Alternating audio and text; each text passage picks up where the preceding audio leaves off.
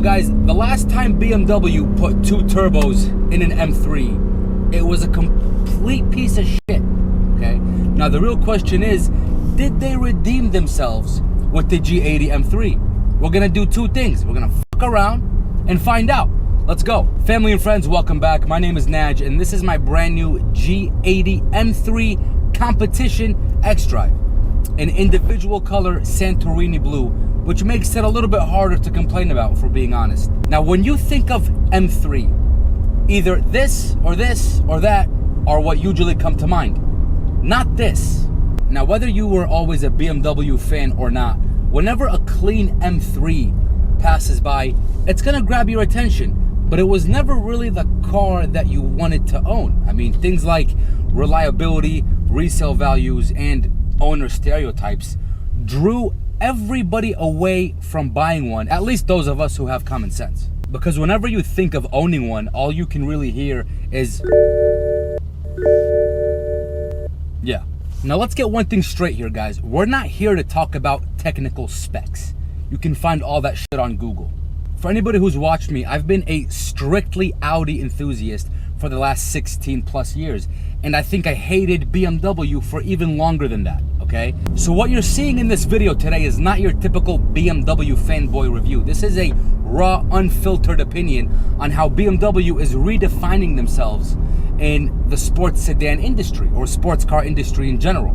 This is coming from somebody who's hated BMW for so long and now has finally adapted, and I feel like I'm making this video with a gun to my head. So it seems like after years and years of hate, BMW actually got their feelings hurt, right? And they said, all right, bet. And this car was the byproduct of that bet. I feel like with a little too much confidence, BMW was like, okay, we're gonna re-engineer a whole new beast and we're gonna make the front end ugly as shit. But guess what? You're still gonna buy it, bitch. And the funny thing is it actually worked a lot better than most of us expected it to.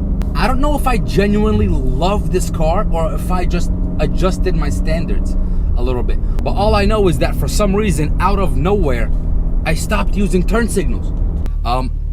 The kidney grills actually grew on me. Psych, the ugliest set of grills to ever come out of a car from Germany, ever, period. Each grill has its own fucking zip code.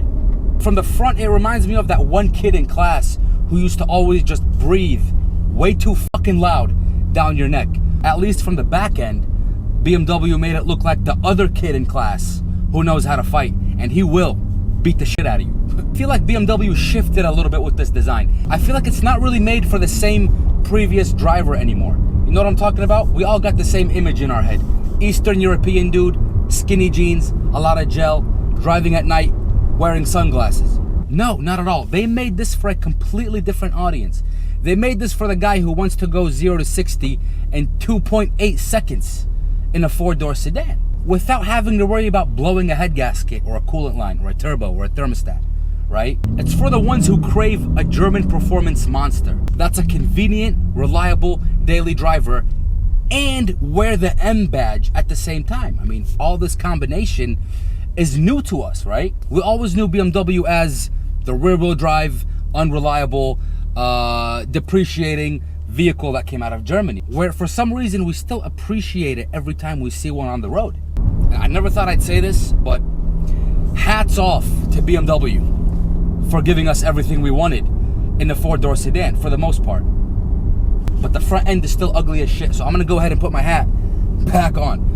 I mean, the biggest buying point for me, guys, is the fact that BMW added 2 turbos, 500 horsepower, all-wheel drive, and reliability all into the equation. This is BMW making a massive statement on what they can do these days. We have been waiting for the release of a car like this from BMW longer than we've been waiting for GTA 6 to drop.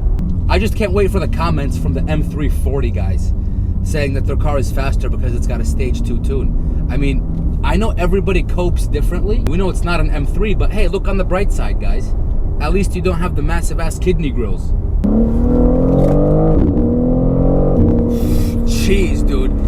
The drive experience is so incredibly engaging that you have to actually look down at the steering wheel and make sure this is actually a BMW. that you're driving. Power delivery is just instant. It does not ask for your consent whatsoever. Let's make that clear. It just full sends it every time you hit the gas, even though you're not trying to send nothing.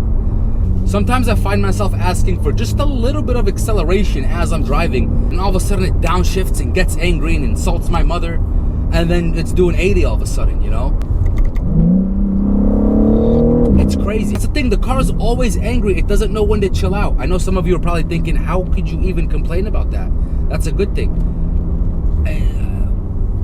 I'm just trying to park sometimes, and then it just goes into second gear. What the fuck are we doing? Like, calm down. I'm not even exaggerating. If you just blow on the gas pedal, you're doing 80. I kind of now understand why so many of these 16, 17-year-old TikTokers are totaling these cars left and right.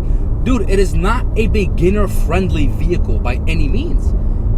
It's got over 500 horsepower. This is not an Infiniti G35. You know what I mean? If you're not careful and you don't respect the car, you know what you're gonna turn into? You're gonna turn into a GoFundMe link. Really fucking quick, all right? The transmission feels like it is straight out of Compton.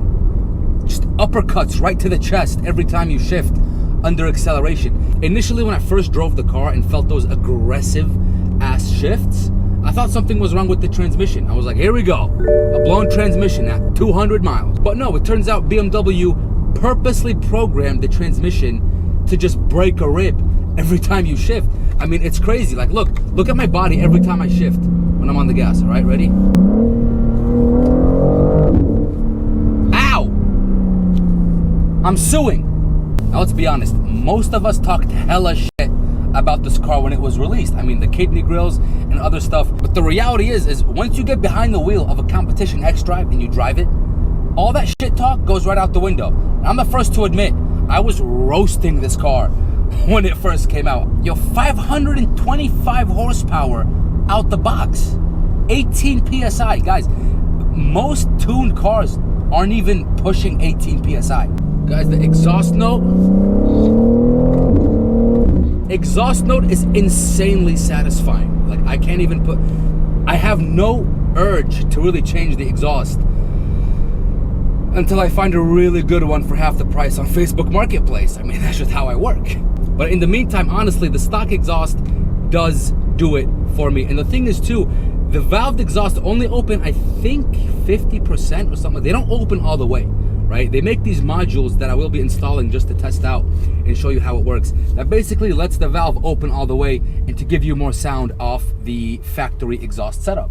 The way XDrive puts the power down is actually kind of unfair. It sticks every single time. When I drove the older generation M3s, I would be a little concerned gassing it heavy on a turn, which is why I always stuck to Audis, right? But the way this car actually handles on turns makes you almost not believe that this car was made by BMW. I expected on a turn, if I gas it too hard, I'm gonna slide into a crowd like a German Mustang. But that's not the case. For how violent the car is, it's actually super controlled. As far as the daily driver category goes, the car is still, even in the most comfort mode possible, it's still stiffer than a rock. Every little crack on the road goes up my ass, even the cracks that you don't see. I can't imagine driving this car on a 6-7 hour road trip. You know, my previous car was a B9.5 RS5, which all my followers know. And that car was a practical daily driver that gave you a lot of horsepower and was very, very comfortable when it was in comfort mode. Not the case with this. This leans more towards performance and aggressive and violence all the time versus the Audi. And I feel like this is what's kind of retained, so to speak, in the M3's DNA. I mean, every M3 I've ever driven was just as stiff almost as this car is. But that's just me. I feel like most G80 owners don't really care about that because number one, they're used to driving M3s, so they're used to the stiffness. And number two, people just don't care to be a little uncomfortable. That's just a small price to pay for how much fun and exhilarating performance you get out of the G80 M3. Like, it's not the car I see myself driving all the time, like especially on long road trips. No, this is the car you get into when you're doing anything other than trying to be very comfortable. The handling on this car, dude, is immaculate. Even though it feels a little artificial. I mean, all the new sports cars these days are somewhat electronically driven steering systems. Like, there's no real sports car out of this generation that uses 100% mechanical steering. You just, it's obsolete now. I mean, you cannot get away with moving the steering wheel even a half millimeter without noticing the car turn. The torque vectoring is impeccable. Let's just hope they don't start adding hybrid motors and putting fucking 80,000 AA batteries under the spare tire. That's gonna screw things up. Now, a few big switches for BMW, and these were actually my main buying points. The nice big switch we see in the G80s is the value retention. The depreciation on these isn't anywhere near as bad as the previous generation M3s. They hold their value pretty well, especially if you have the higher trim of Competition XDrive. And what makes it even better is if it's an individual color, because the demand on that is always gonna be higher than your normal white M3 or black M3.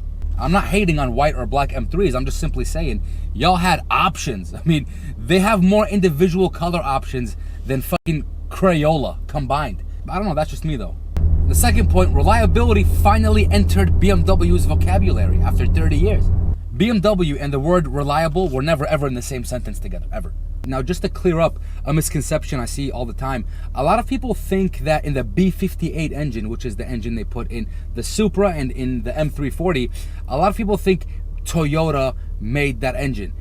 That's not really entirely true. Here's the thing, BMW made the motor and they went to Toyota and they said, Toyota, please help us out here. And Toyota basically forced them to test it longer, harsher, more heat, more pressure, and whatever components failed during those tests were re-engineered to basically handle more. And the same principles followed through in the S58 engine that's in the G80 M3. So basically, Toyota didn't really build any engine. BMW built the engine, but basically Toyota made sure that it was not a complete piece of shit. Guys, the fact that people in the G80 M3 community are pushing 600, 700, 800 horsepower with just bolt-ons, just stock internals, is a statement, bro. Like, you usually have to modify a couple of things in the internal side of the engine and in the cooling for the car to handle that much horsepower for a long time without having issues, right? And we can thank BMW for the reliability of the G80 because it is literally bulletproof. They gave us forged internals, cranks, piston rods, all of that out the box. They purposely engineered this car to handle track abuse, which is music to my ears, you know what I mean? Now I can drive it as hard as I want all the time without worrying about blowing a coolant line or blowing a turbo or just blowing something stupid. Now, going back to the grills, I have trouble looking at the front of the car sometimes. I honestly hate these grills with a passion, but as somebody who has reverse engineered multiple carbon fiber parts for different Audis in the past, I'm telling you, we're on the way to make a solution for this. And no, it is not the overplayed CSL style grill. This is gonna be a tough pill to swallow, but anybody who installed that grill, you didn't solve anything. The kidney grills still look ugly, but now they just look ugly in carbon fiber. And you know, another thing that really irks my soul in the G80 community, most of the mods that you see are copy and paste, which brings me to my last point. The main reason I bought this car is actually for product development. We're gonna be doing side skirts, front lips, diffusers, spoilers, anything in carbon modifications we can make. We're gonna reverse engineer it in-house, and we're gonna share all the process with you guys as we go. There's such a limited selection of good quality carbon fiber parts that people can really select from at a semi-affordable price. I mean, you go to Caffeine and Octane or you go to any of these car shows and you see lineups of G80 M3s. Most of them have the same front lip, diffuser, spoiler, side skirts, and I feel like that kind of takes away from the personality of the car. I mean, really the only thing that you don't see as far as repetitive is wheels, you know, that's a given. But as far as carbon fiber pieces, most of them are copy and paste. The amount of sharp edges and aggressive curves and stuff that BMW gave us to work with, it's a little disrespectful that there's only a couple of high quality options on the market. By high quality, I mean perfect OEM-like fitment, great quality, warranted against any cracks, against any defects, against any fading. That selection is very, very scarce. Obviously, the category of shitty parts is, you know, it's out there. But for somebody who's spending over $100,000 on a BMW, you don't want to put a $200 front lip on the car. I mean, if that's your taste, cool. I mean, do what you gotta do. But for the most part, anybody who's buying a car of this caliber expects quality parts to be installed on it. That's just at least how I work. If that won't crack and fade and there's no gaps and I don't need to put an extra screw in it, I'm here to put an end to all that shit, all right? So if you guys want to follow along with the carbon projects that we're gonna make, don't forget to hit that like and subscribe button. As far as this car goes, will the G80 M3 live up to its new name as far as value, retention, reliability, and performance? We're gonna find that out within the next couple of months. It's a little too early to tell for me, but from what I'm seeing, I like what I see. People are saying good things about reliability, about performance, and resale values. So it was all a green light in general for me to get into this platform. But in your opinion, do you think BMW did it well with the G80 M3? Or do you think they redefined the G80 a little too far from that natural M3 DNA that we're used to in other previous generations? Let me know down in the comments what you guys think. Thank you guys so much for watching. If you enjoyed this, please hit that like and subscribe button, and we will see you guys in the next video. Peace.